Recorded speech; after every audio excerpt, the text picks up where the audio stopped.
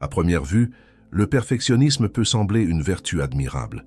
Il est facile de le confondre avec la discipline, l'engagement envers l'excellence ou même avec une certaine idée d'éthique élevée.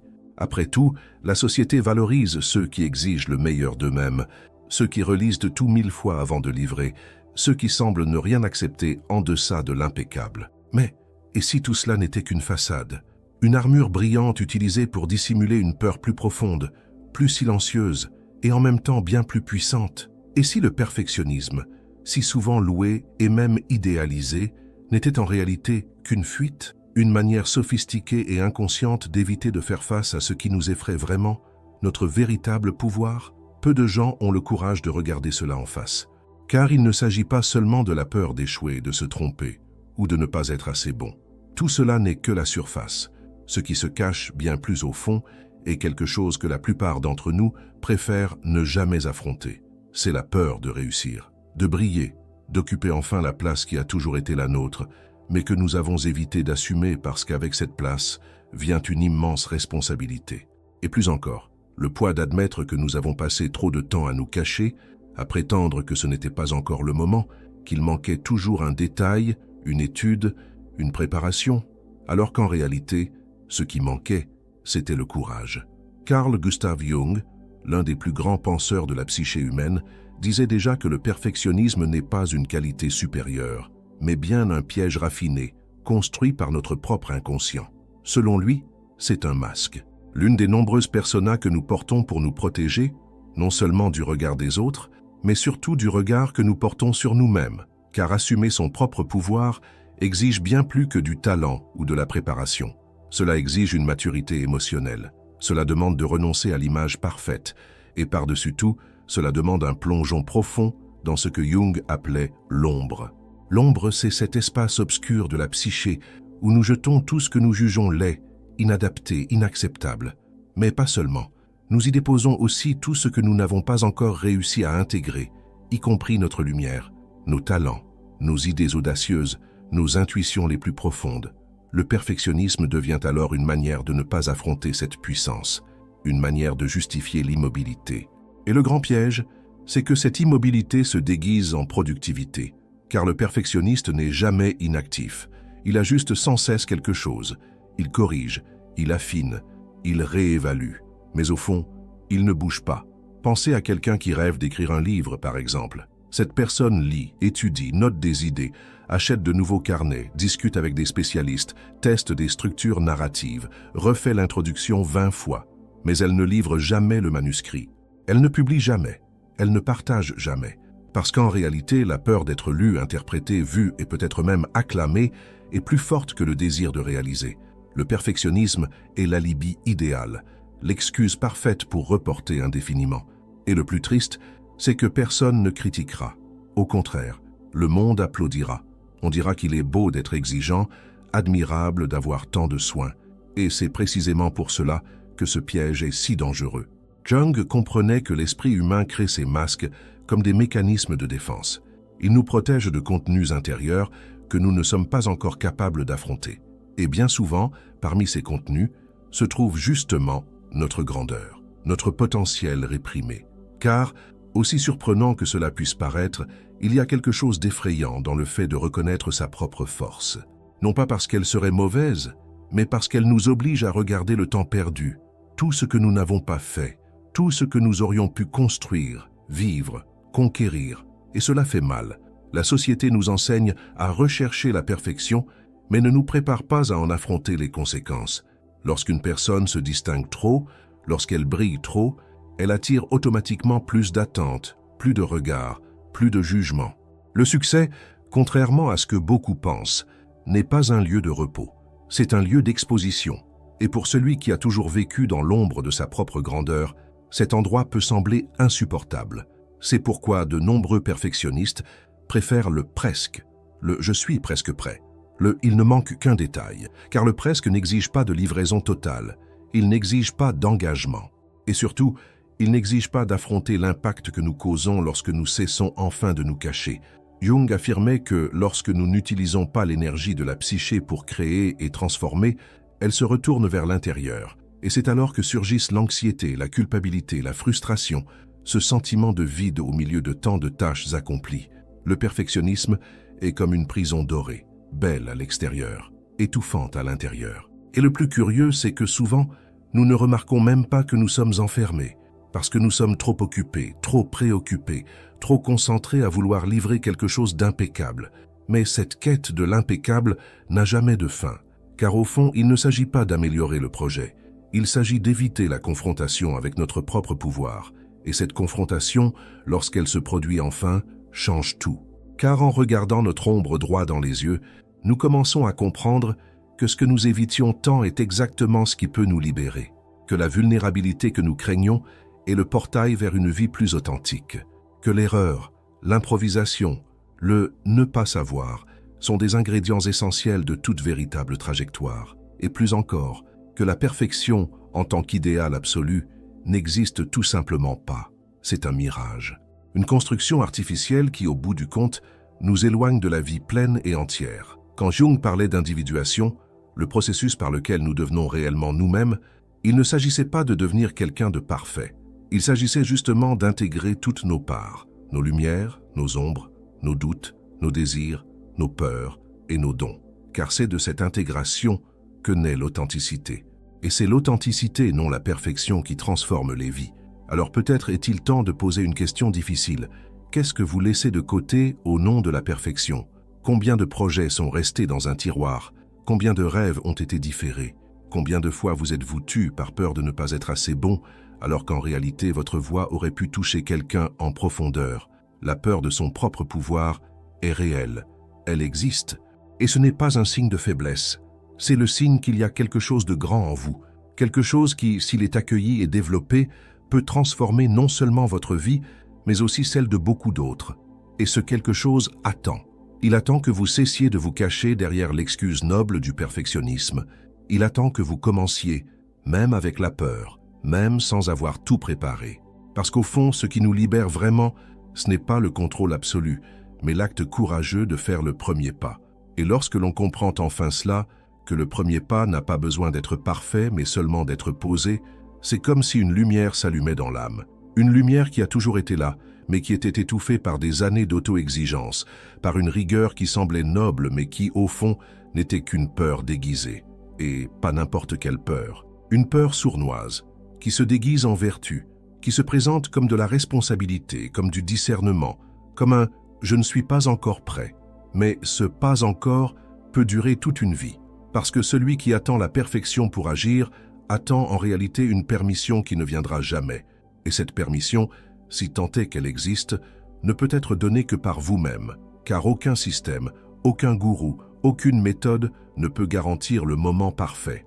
Le bon moment est celui où vous décidez que cela suffit, que l'attente ne vous sert plus, que la vie que vous repoussez est en réalité la vôtre, et que vous méritez de la vivre maintenant, même avec des faux pas, même avec des incertitudes, même avec des critiques, car rien de tout cela n'est aussi lourd que la frustration de n'avoir jamais essayé. Carl Gustav Jung disait que les symptômes que nous ressentons, anxiété, insécurité, blocage créatif, sont en réalité des appels à l'aide de l'âme. Ce sont les cris de l'inconscient qui nous disent « Hé, il y a une part de toi qui est ignorée, il y a une vérité en toi qui est étouffée. » Et c'est précisément pour cela que le perfectionnisme, bien qu'il paraisse une qualité, peut être l'un des symptômes les plus silencieux de la déconnexion avec le vrai soi. Parce qu'il prend tellement de place, consomme tellement d'énergie, qu'il ne reste ni temps ni présence pour écouter ce que l'âme veut dire. Et ce que l'âme veut dire est simple. Elle veut être vécue. Elle veut que vous preniez des risques, que vous vous montriez, que vous acceptiez que l'erreur fasse partie du chemin, que vous compreniez une bonne fois pour toutes que votre lumière ne brille que lorsque vous cessez d'essayer d'être un reflet impeccable et que vous devenez un phare réel, humain, traversé de fissures qui laissent passer la lumière. Le perfectionniste vit fatigué non seulement parce qu'il travaille beaucoup, mais aussi parce qu'il porte sur ses épaules une exigence insoutenable, celle d'être impeccable en permanence, comme si l'erreur était un crime, comme si se tromper invalidait tout ce qui avait été fait jusque-là. Et cette logique est cruelle, elle est inhumaine, car la vérité est que nous sommes tous imparfaits, essayant de faire de notre mieux avec les outils que nous avons. Et il n'y a rien de mal à cela. Au contraire, c'est là que réside la beauté de l'expérience humaine. Vous connaissez cette sensation d'attendre toujours le bon moment, l'instant idéal, le signe définitif. Eh bien, cela peut être simplement votre inconscient qui vous dit que vous essayez encore de contrôler l'incontrôlable et que peut-être, au fond, vous avez peur d'être vu. Parce que lorsque nous nous lançons dans le monde, lorsque nous agissons, créons, livrons, nous devenons inévitablement visibles. Et être vu demande du courage. Cela exige d'accepter que les autres auront des opinions, qu'il y aura des jugements, que tout le monde n'aimera pas. Mais ce n'est pas grave, parce que l'alternative, l'invisibilité confortable du presque, est une manière lente et silencieuse de mourir à l'intérieur. Et c'est peut-être là la douleur la plus aiguë du perfectionnisme, savoir même inconsciemment que la vie passe, que les idées non réalisées s'accumulent, que les projets rangés dans des tiroirs pèsent de plus en plus lourd, qu'il y a en vous une énergie créatrice qui se transforme en anxiété, en frustration, en ce sentiment constant de « je ne vis pas tout ce que je pourrais ». Et c'est précisément pour cela que Jung disait que la souffrance n'est pas l'ennemi, elle est l'invitation, l'appel, la convocation à une vie plus authentique. Alors quand vous sentez ce malaise, cette pression dans la poitrine, ce nœud dans la gorge qui vous dit que vous pourriez faire plus, être plus, vivre plus, écoutez. Mais écoutez avec compassion, pas avec culpabilité, parce que vous reprocher de ne pas avoir commencé plus tôt ne fait que renforcer le cycle. Ce qui libère, c'est le choix de commencer maintenant, avec ce que vous avez, comme vous le pouvez. Et ce n'est pas rien. C'est un acte de courage. C'est un signe de maturité émotionnelle. C'est le début d'une nouvelle façon de vivre. Et cette nouvelle façon de vivre exige un changement profond de mentalité. Elle demande que vous cessiez de voir l'erreur comme un échec et que vous commenciez à la voir comme une partie du chemin. Que vous compreniez que l'imperfection n'est pas synonyme de médiocrité.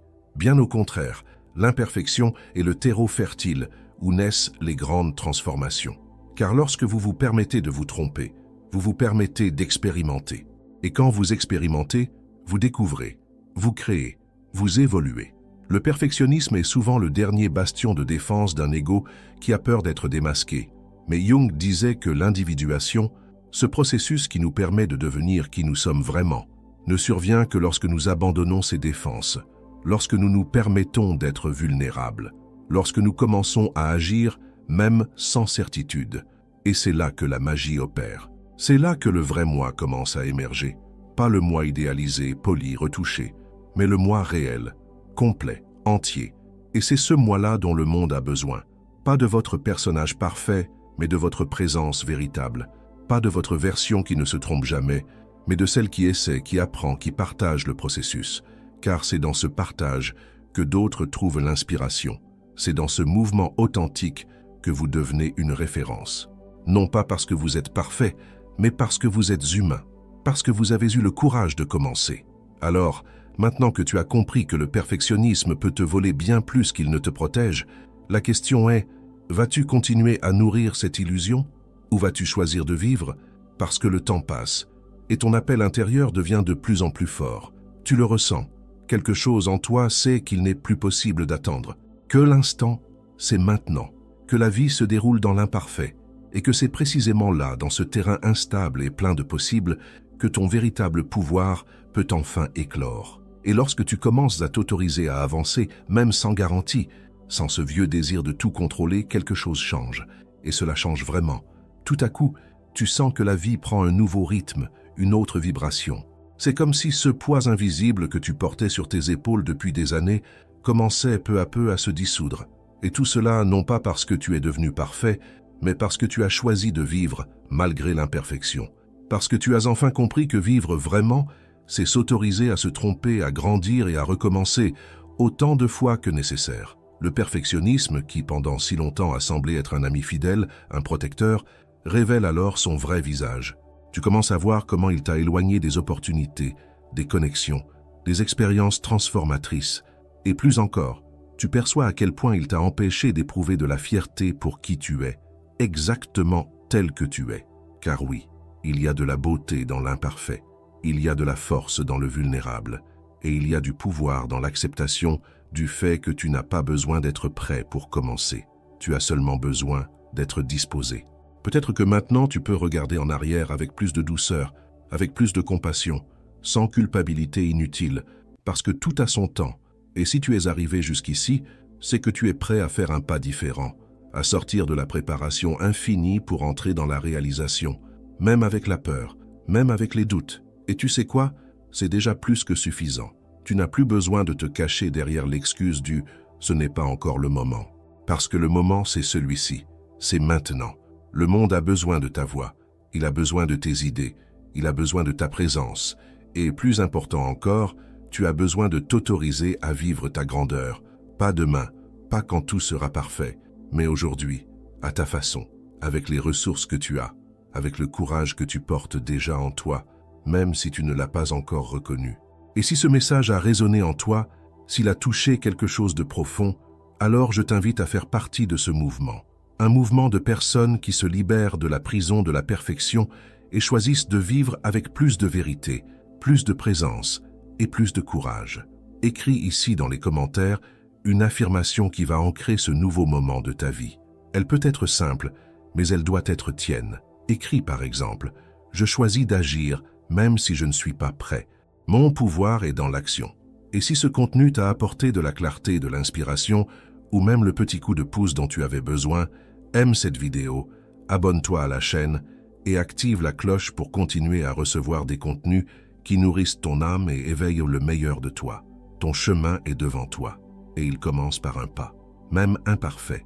Et lorsque tu fais ce pas, même petit, même tremblant à l'intérieur, quelque chose s'éveille en toi. Ce n'est pas une explosion, ni un moment épique avec des feux d'artifice, parfois c'est juste un silence différent, un silence qui ne fait plus mal, un silence qui semble créer de l'espace au lieu de serrer la poitrine. Et dans cet espace commence à germer une sensation nouvelle, presque oubliée, la paix avec qui tu es, avec ce que tu as vécu, avec les choix que tu as faits, et surtout avec ce qui est encore à venir. Parce que la liberté d'être soi, sans avoir besoin de jouer un rôle, sans chercher à impressionner, est l'une des expériences les plus précieuses que l'on puisse atteindre. Et cette liberté commence au moment exact où tu choisis de ne plus te figer face à l'erreur, mais de danser avec elle. Car vivre, c'est cela. C'est une danse avec l'imprévisible, avec l'inachevé, avec l'imparfait. Et dans cette danse, plus tu cherches à contrôler les pas, plus la musique devient rigide. Mais lorsque tu lâches, lorsque tu respires, lorsque tu permets au rythme naturel de la vie de te guider, tu commences à couler avec elle. Et couler, ce n'est pas renoncer au meilleur, c'est cesser de résister au possible. C'est permettre à ce qu'il y a de plus authentique en toi de s'exprimer enfin, sans filtre, sans masque, sans les chaînes du « ce n'est pas encore assez ». C'est dans ce flux que naissent les vraies rencontres, les créations qui touchent, les projets qui transforment. Et c'est là que la vie se montre dans son intégralité, quand tu décides qu'il est temps d'arrêter d'attendre une perfection qui ne viendra jamais. Combien de fois t'es-tu déjà senti bloqué, figé, comme suspendu entre ce que tu rêves et ce que tu réalises? Comme s'il y avait une barrière invisible entre l'idée et l'action? C'est là que le perfectionnisme agit. Non pas comme un ami exigeant, mais comme un geôlier subtil qui te convainc que tu as besoin de plus de temps, de plus de préparation, de plus de garantie. Et ainsi, il vide tes journées, occupe ton temps, détourne ton énergie vitale. Tout cela au nom de quelque chose qui, au fond, n'existe pas. La garantie que tout ira bien. Mais vivre vraiment n'a jamais eu à voir avec les garanties. Cela a toujours eu à voir avec la présence, avec le don de soi, avec le courage d'être réel dans un monde qui exige des étiquettes et des apparences. Et ce courage, contrairement à ce que beaucoup croient, ne naît pas d'une force surnaturelle. Il naît de la vérité, du choix honnête de se dire « j'ai peur, mais j'y vais quand même ». Parce que la vie n'attend pas que tu sois prêt.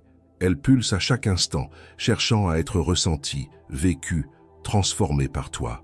Et ce que Jung nous offre avec sa sagesse n'est pas une recette de développement personnel bon marché. C'est une invitation profonde, un appel pour que chacun de nous cesse de fuir sa propre ombre et commence à la regarder pour ce qu'elle est vraiment, un coffre où sont gardées les parties les plus précieuses de notre être, celles qui ont été cachées par peur, par honte, par insécurité, mais qui, lorsqu'elles sont accueillies, se transforment en la matière première de notre véritable puissance. L'ombre, comme le disait Jung, n'est pas l'ennemi. L'ennemi, c'est le refus de la connaître, car plus nous l'évitons, plus elle nous contrôle. Mais lorsque nous nous en approchons avec curiosité, avec ouverture, avec la disposition à écouter ce qui s'y trouve, quelque chose change. Cette tension intérieure qui semblait éternelle commence à se défaire. L'anxiété se transforme en présence. L'autocritique cède la place à la compassion. Et la peur, cette peur qui paralyse tant, commence à laisser de l'espace à l'action. Et pas n'importe quelle action, mais une action avec une âme. Une action avec du sens. Une action qui ne cherche plus l'approbation, mais l'expression. Qui ne cherche plus la perfection, mais l'impact. Une action qui vient de l'intérieur, de la rencontre entre ce que tu as vécu, ce que tu ressens et ce que tu veux offrir au monde. Et quand tu agis ainsi, tu cesses d'être prisonnier de l'image pour devenir messager de la vérité. Ta vérité, celle que toi seul peux apporter. As-tu déjà pensé que peut-être la vie n'attend que cela? Que peut-être le prochain chapitre de ton histoire n'a pas besoin de plus de planification, ni de plus de révision, mais seulement d'un mouvement, un choix, un geste, un oui, même timide, même imparfait. Car c'est ainsi que se construit une vie pleine de sens, non pas dans de grands bonds de perfection absolue, mais dans de petits pas faits avec vérité. Non pas dans des moments spectaculaires de clarté, mais dans des instants silencieux de courage. Ce courage qui naît lorsque tu cesses de fuir toi-même et que tu commences enfin à marcher à tes côtés. Et à mesure que tu marches avec toi-même, tu commences à percevoir une transformation subtile, mais puissante. Tu ne te compares plus aussi souvent. La voix critique dans ton esprit commence à perdre de sa force. Non pas parce qu'elle a disparu, mais parce que tu as cessé de lui donner toute la scène. Car désormais, d'autres voix s'élèvent aussi. La voix de l'intuition, la voix de la créativité, la voix de ton cœur, qui te dit avec fermeté, même doucement, tu es sur la bonne voie. Continue. Et dans cet espace intérieur autrefois dominé par les doutes et les exigences, quelque chose de nouveau commence à germer. Une sensation de présence, celle de vivre enfin ta propre vie, et non plus d'interpréter un rôle. Tu commences à comprendre que tu peux te tromper et rester digne, que tu peux échouer et rester précieux, que tu n'as pas besoin d'applaudissements pour savoir que tu es sur le bon chemin, parce que le plus grand des applaudissements vient de l'intérieur, d'une partie de toi qui a attendu toute une vie pour cette retrouvaille. Le monde, à l'extérieur, peut bien rester exigeant. Les réseaux sociaux continueront à promouvoir des illusions de perfection. Les gens continueront à projeter des attentes et peut-être même des critiques. Mais rien de tout cela n'aura plus le même pouvoir sur toi. Car tu sais désormais, la perfection n'est pas ce qui te protège, c'est ce qui t'emprisonne. Et la liberté, ce n'est pas de tout faire juste.